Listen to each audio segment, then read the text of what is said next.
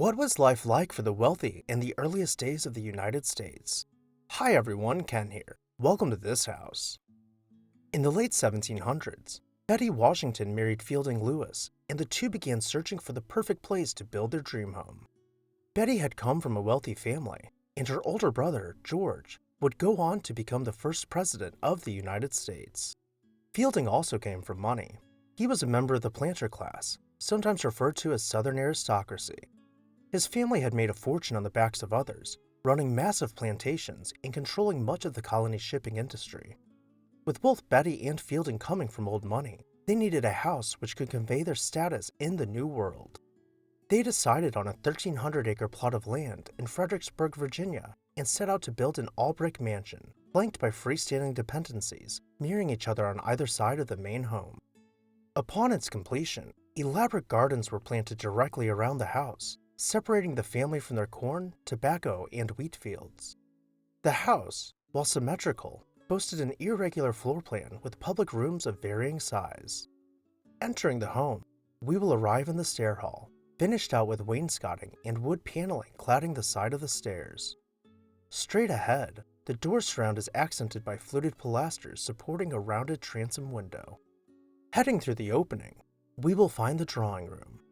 The drawing room is the largest room on the first floor, though I'll let you decide if it is the most elaborate.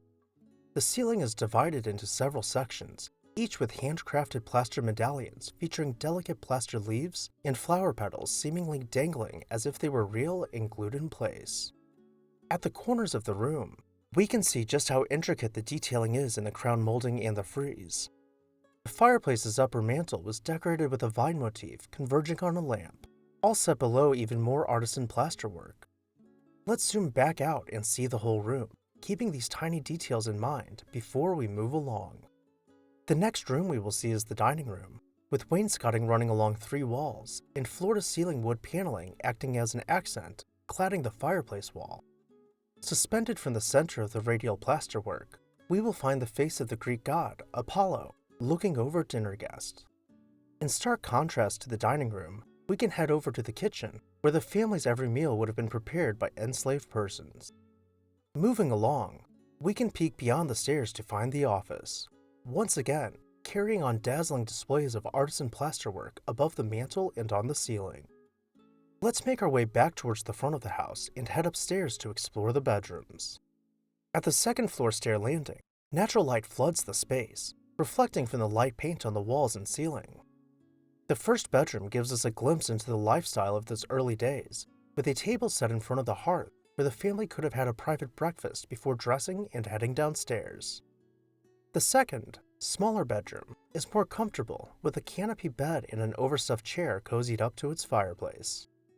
By 1819, the house had changed hands to the next family, and the estate was officially named Kenmore. Later on, during the American Civil War, the house served as a field hospital for Union soldiers. With so much history happening here, the decision was made early on to preserve the house. In 1922, the process of restoring it to its original appearance began, and in present day, it is open to the public as a house museum. Did you have a favorite room or feature?